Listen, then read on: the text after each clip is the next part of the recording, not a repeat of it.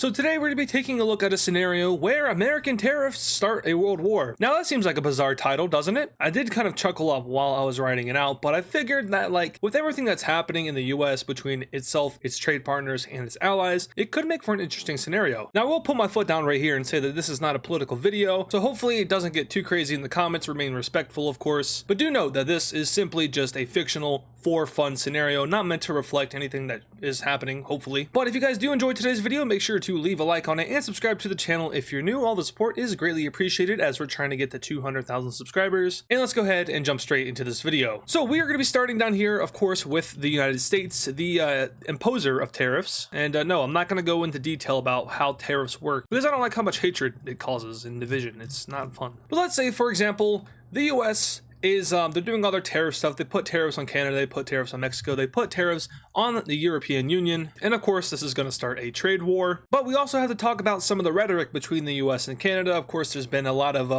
talk about making Canada the 51st state. I don't think that's ever going to happen, but we're going to be using it in this scenario because the United States will be not declaring war on Canada, but moving troops into their land. This is an act of war. There just never was an official declaration of it. And this, of course, is going to start World War III because of something like this, NATO. Now, hold on now, because the United States is a NATO country. I don't know for how much longer they will be, but still, it holds up. If a country attacks a NATO country, they have the right to invoke Article 5. Canada invoked Article 5, and now Europe is coming to the aid of Canada. And even if this did happen in real life, just completely disregarding NATO, if the US attacked Canada, I'm pretty sure Europe would come to help them anyway. So now almost all of Europe is involved in this war, but American troops will continue on their voyage into Canada. And I'm going to be honest with you, Canada would get smacked in a war with the United States pretty quickly. That's for a lot of reasons, but all of their population is on the southern border of the United States, and it would be very bloody at first, very, very tough fighting between the United States and Canada, but ultimately the Canadian forces would definitely get overwhelmed. And after capturing just pretty much all of southern Ontario, Canada would start to crumble. Now there is some other important populated areas, like over here in British Columbia, but once again, compared to the Canadian military, the United States is a lot better. And the war, quite frankly, wouldn't look like this. It would probably be just like a bunch of little spearheads poking out to capture major cities, but that's kind of hard to represent without it looking really, really bad. So we're doing the classic old whole front line. Anyway, American troops will now go over into this part of Canada and completely seize it, now moving up into the Quebec area, taking this coastal land, and the US Navy works to take over all of Canada's access to this area of the Atlantic. Similarly, the US Navy also did it over here in the west, and using Alaska, they do start a small advance into the northern territories of Canada. Some small incursions are made out of Minnesota, and at this point, Canada would probably start to fold. Also, just real quick, I want to say welcome back to the pre-recorded video era. You're seeing this on Wednesday.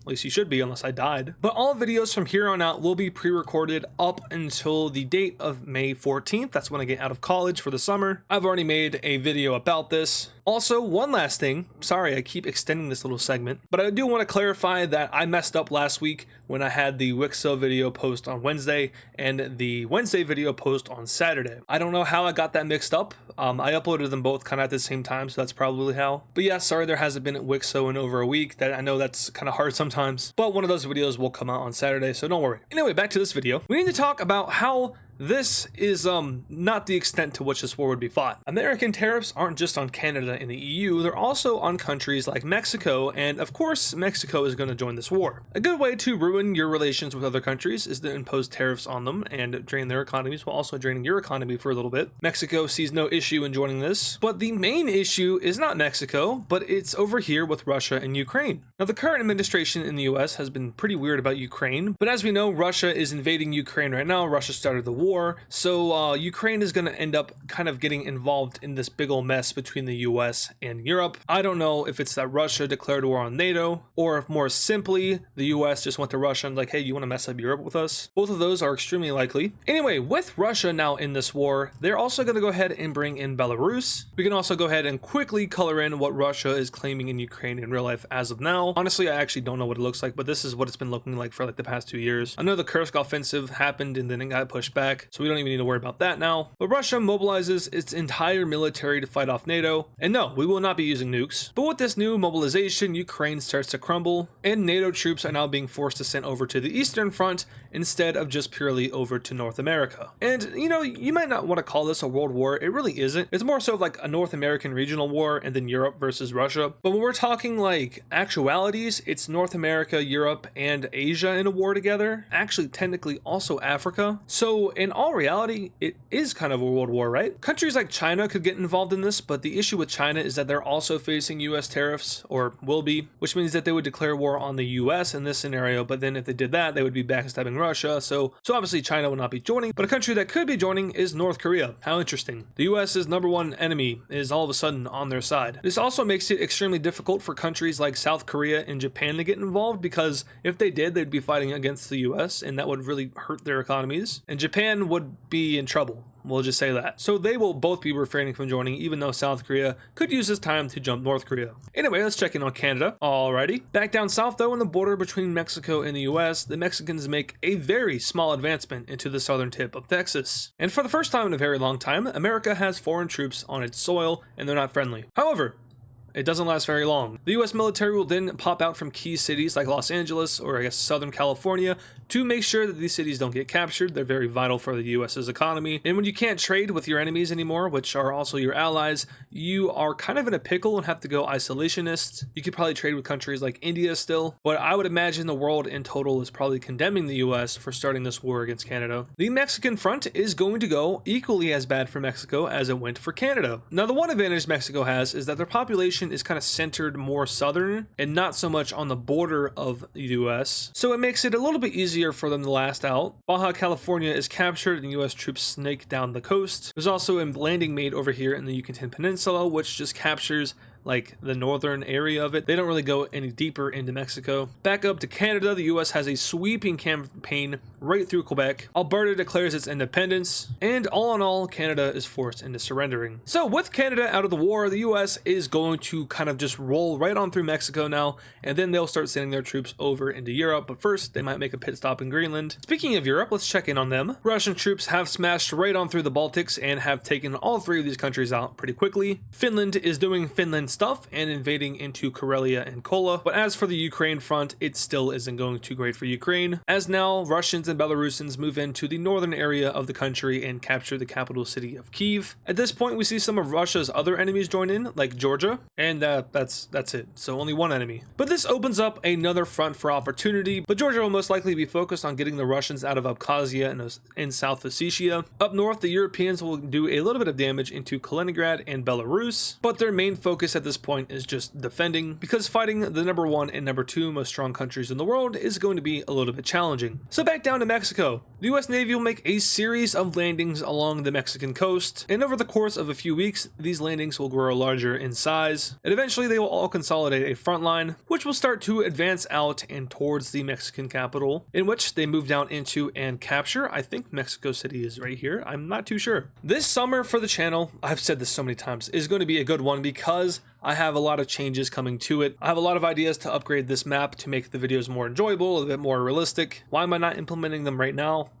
I don't know. Having to pre-record like 18 videos had something to do with that. But anyway, with the capturing of Mexico City and Mexico, the US now does a sweeping campaign right through Yucatan, and all of a sudden, the large invasion force kicks in as troops sweep through Mexico. I know there's mountains. I'm very aware. I'm not that stupid, but at the same time, I'm stupid enough to where I don't care to implement it. But the #1 factor here is that Mexico has forced to surrender over to the United States. And now the Star-Spangled Banner is sailing across the Atlantic Ocean, this time against Europe and not for it. But first, we need to make a little bit of a stop up here and just kind of do some of this, and that's all you really need to do. Greenland is gone. And the US does know a thing or two about island hopping, just ask Japan. So all of a sudden, Iceland has troops in it, and Iceland doesn't have much of a military at all, so there that goes. And taking a quick look at the naval map here, we can see how exactly both the European, American, and Russian navies are faring up against each other. So starting in the Baltic Sea, you can see that NATO has a lot of the majority of the waters under their control. Down to the Black Sea, Russia has a slight advantage as of now.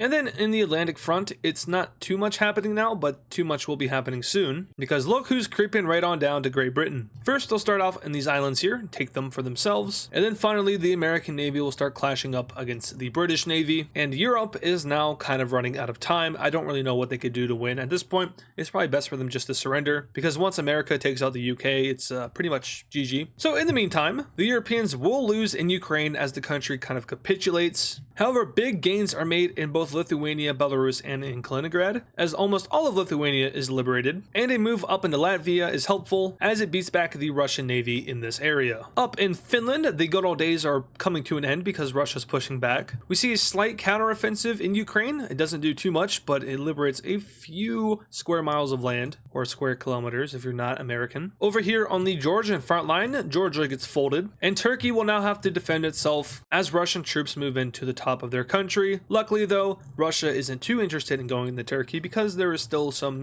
mutual interest between these two with each other. Basically, Turkey just got dragged into this war because they're in NATO, otherwise they wouldn't be fighting it. Same thing with Hungary.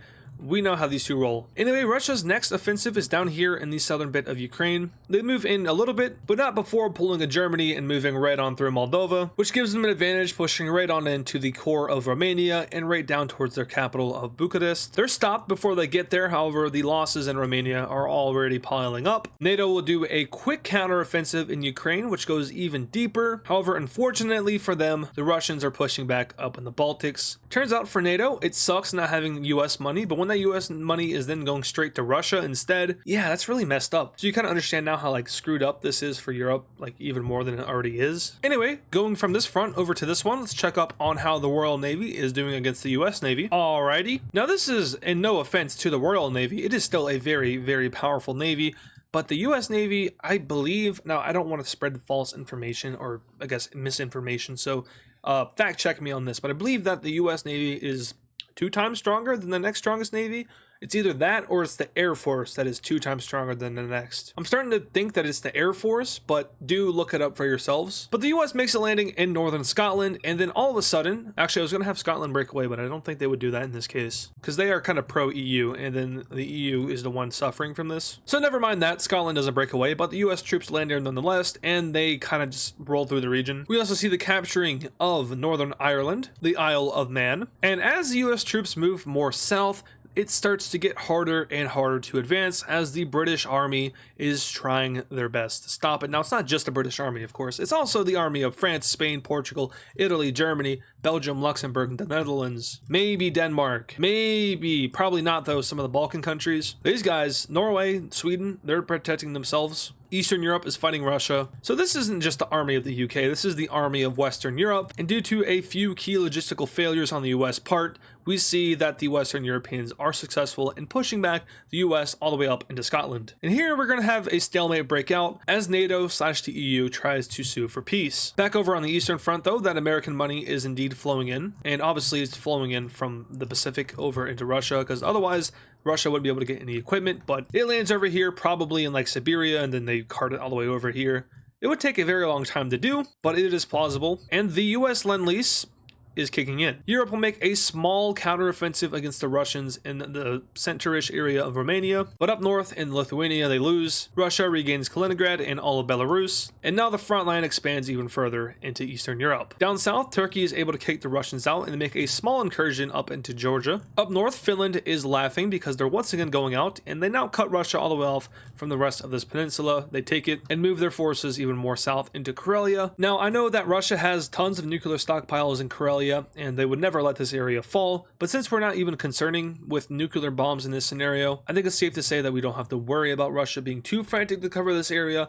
But at the same time, I also do believe there's a ton of military bases up here and institutions, so maybe they would, maybe they wouldn't. But what we do know is that Finland and Russia have a lot of beef together, and Finland has a history of standing up to that beef and standing on business, and I don't think that would change here. Where it is changing though is in Eastern Europe. Well, I guess it wouldn't be changing though, because the Soviets also had a field day in Eastern Europe. Hungary is going to pull the funny, and they're going to flip. We have ourselves a modern day Italy. Serbia does something weird, and they join the war. Then all of a sudden, this is going to cause chaos because Kosovo will join the war. Poor old Bosnia will be split into two as they go into a civil war. But unfortunately for Europe, this is kind of the breaking point as Hungarian troops now move up into Slovakia, into this area of Romania, and into Croatia and Slovenia. Serbian troops will get pushed back by the Bulgarians and the Kosovans and the Albanians and most importantly the Greeks. Don't know how Greece would feel about this betrayal with Serbia. Also don't know how Romania would feel about this betrayal of Serbia. But who am I to judge? I'm not Eastern European nor Balkan. I just make funny colors on maps change. This stalemate is still going well, but now the US is doing something a little bit interesting. The Europeans have come to realize that American boats are now off the shore of Norway. This is concerning for multiple reasons, but the most prominent reason is because this is happening. Now,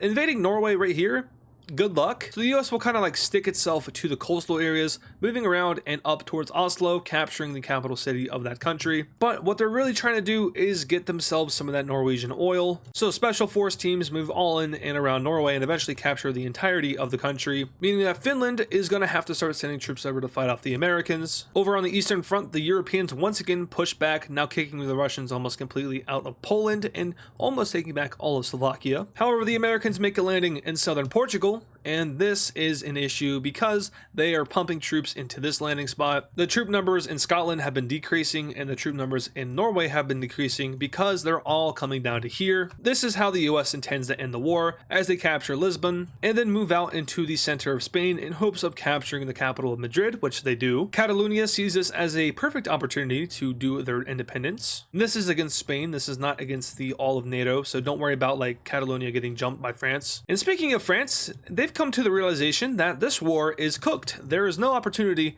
for NATO to win this war. Russia already has all of Ukraine, all of the Baltics, and half, or pretty much all of Romania. The United States has invaded Canada, Mexico, Greenland, Iceland, Scotland, Northern Ireland, and almost all of Norway. And now we're talking about losing half of Spain and Portugal. I think it's time to call it quits, and that's exactly what Europe will do. They will not fight this war to the end. It's simply not worth it. So Europe surrenders over to both the United States and Russia, and we can take a look at this peace treaty. And in this peace treaty here, there's actually not too many changes, but I'll go over them real quick. Starting in North America, the United States has made itself a nice little empire and has even more so cemented themselves as a superpower in this world. But now they're not the only superpower, because we'll talk about Europe here in a second, but they annex areas of Mexico, they annex all of Canada, they annex all of Greenland, and they also annexed all of Iceland. Yeah, this is slightly scary. Very scary, actually. Now over to Europe, where the only really big changes happen in the east. So Russia will annex all of the Baltic countries, they'll annex all of Belarus and Ukraine. And you might be asking yourself, why did they annex Belarus? Well, Belarus is already basically a part of Russia.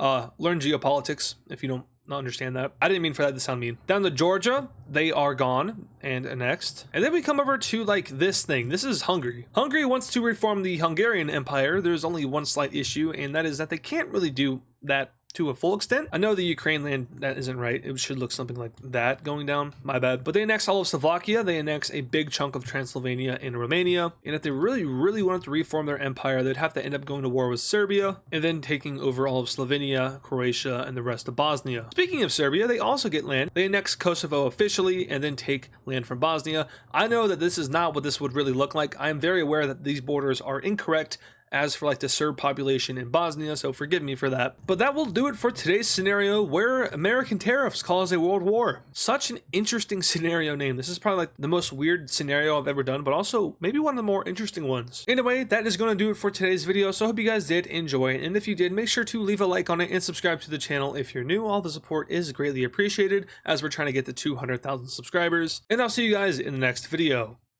And of course, thank you to all our super fans. This includes Serminator, Hyper, King Cheese, Freezioid, Big Red Plays, Laser Tase, Nevada Garbage Trucks, Pablo Sigma Cat, Death Strider X, Hammer Toad 45, Connor the Gamer, CTG on YT, Johnny XX7, and DW Cool Dude. Once again, thank you guys.